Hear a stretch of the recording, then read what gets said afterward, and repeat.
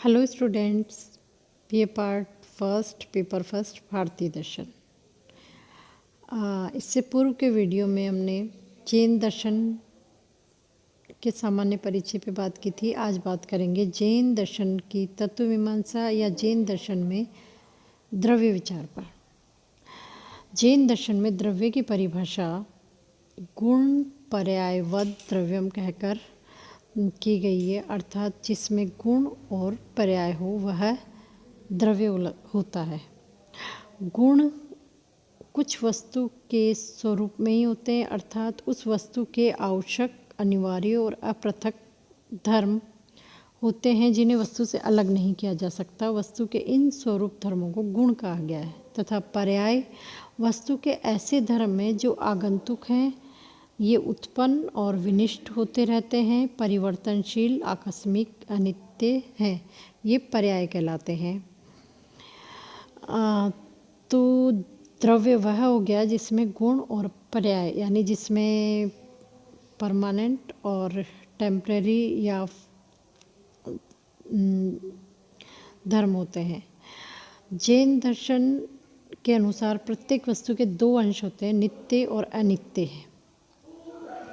नित्य अंश के कारण वस्तु नित्य होती है और अनित्य अंश के कारण उत्पत्ति और विनाशशील होती है। इसीलिए जैन दर्शन में सत का लक्षण उत्पत्ति, स्थिति और विनाश युक्त कहा गया है।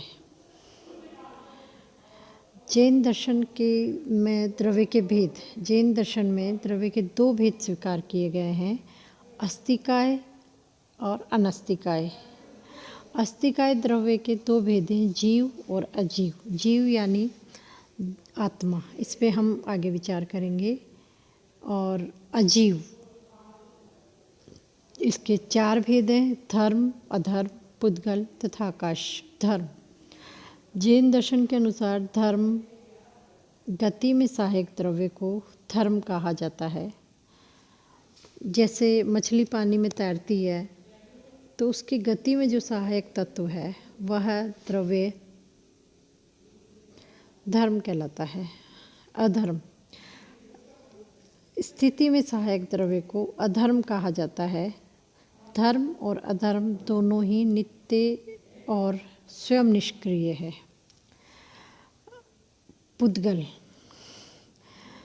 जैन दर्शन में भौतिक जड़ पदार्थ को पुद्गल कहा गया है और पुद्गल की परिभाषा पूर्यंती गलयंती च कहकर दी गई है, अर्थात जो पूर्ण होते रहें और जो गलते रहें, जो बनते और बिगड़ते रहें। जैसे जिसका संयोग और विभाग हो सके, यानी जिन्हें जोड़ के हम बड़ा कर सकें और जिन्हें तोड़ के हम छोटा कर सकें। पुद्गल स्पर्श, रूप, रस और गंध जैसे गुणों से युक्त है। जैन दर्शन के अनुसार शब्द को पुद्गल का गुण नहीं माना गया है। अगला अजीव द्रव्य है आकाश। आकाश जो धर्म, अधर्म, पुद्गल और जीव जैसे द्रव्यों को स्थान प्रदान करता है, आकाश कहलाता है। आकाश नित्य और अनंत है। आकाश के भी दो भेद हैं, लोक आकाश और अलोक आकाश। लोक आकाश जिसमें द्रव्यों की स्थिति रहती है, अर्थात जिसमें ये सारे द्रव्य रहते हैं, और अलोक आकाश जहाँ द्रव्य जीव अजीव अर्थात कोई भी द्रव्य नहीं रहता, वह अलोक आकाश कहलाता है। काल, अनस्तिकाय द्रव्य। काल एकमात्र अनस्तिकाय द्रव्य है। द्रव्यों के परिणाम और गतिशीलता की व्याख्या काल के द्वारा ही की जा सकती है। काल के भी दो भेद हैं, पारमार्थिक और व्यवहारिक। पारमार्थिक काल जो नित्य, अखंड और निर्व्यय है, और व्यवहारिक काल जिसका हम व्यवहार में उपयोग करते हैं, जैसे क्षण, प्रहर, मिनट, घंटा आदि काल के प्रकार हैं। अब बात करते हैं जैन दर्शन में जीव या आत्मा के स्वरूप की। जीव, आत्मा को जैन दर्शन में जीव कहा गया है। जैन दर्शन के अनुसार जीव चेतन द्रव्य है तथा चेतना जीव का स्वरूप लक्षण है। इसीलिए कहा गया है चैतन्य लक्षणों जीव, यानी जीव वह है जिसमें चेतना होती है। जैन दर्शन के अनुसार जीव ज्ञाता, कर्ता और भोक्ता है। उनके अनुसार जीव स्वभाव से अनंत है और इसमें 4 प्रकार की पूर्णताएं पाई जाती हैं, जिन्हें अनंत ज्ञान, अनंत शक्ति, अनंत दर्शन एवं अनंत सुख, चारों को मिला के अनंत चतुष्टय कहा गया है। जैन दर्शन के अनुसार जीव आकार विहीन होने के बावजूद आकार ग्रहण कर लेता है, अतः यह अस्थिकाय है। शरीर के अनुसार जीव के विभिन्न आकार होते हैं। उदाहरण के लिए चींटी में चींटी के आकार का जीव होगा, हाथी में हाथी के आकार का जीव होगा। जैन दर्शन के अनुसार एक ही स्थान में 2 जीव हो सकते हैं, जैसे एक कमरे में 2 दीपक रह सकते हैं, वैसे एक शरीर में 2 जीव भी एक साथ रह सकते हैं। जीव शरीर से भिन्न है। जैन दर्शन के अनुसार जीव अनेक है और जीव के 2 भेद स्वीकार किए गए हैं जैन दर्शन में, बद्ध और मुक्त। बद्ध जीव वे होते हैं जो बंधनग्रस्त होते हैं।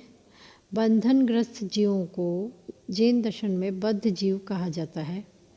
बद्ध जीव के 2 भेद स्वीकार किए गए हैं, स्थावर जो गतिहीन होते हैं यानी एक इंद्रिय वाले, पृथ्वी, अग्नि, वायु, जल, वनस्पति आदि, और त्रश जो गतिशील होते हैं तथा निरंतर विश्व में भटकते रहते हैं। ये भिन्न भिन्न प्रकार के होते हैं।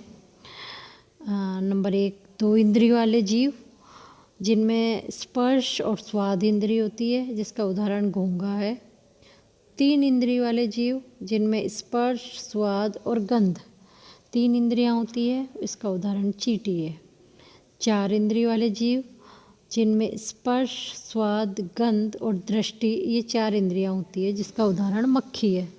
और 5 इंद्रिय वाले जीव, जिनमें स्पर्श, स्वाद, गंध, दृष्टि तथा शब्द 5 इंद्रियां होती है और जिसका उदाहरण है मनुष्य।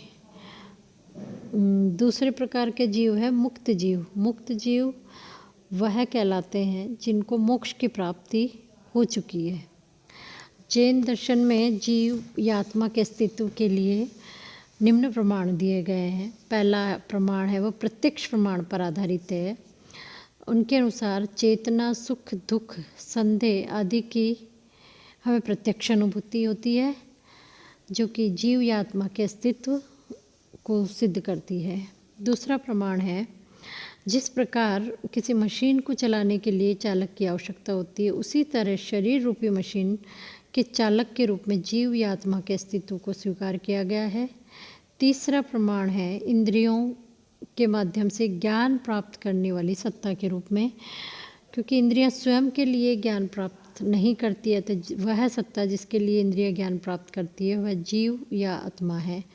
चौथा प्रमाण निमित्त कारण से संबंधित है।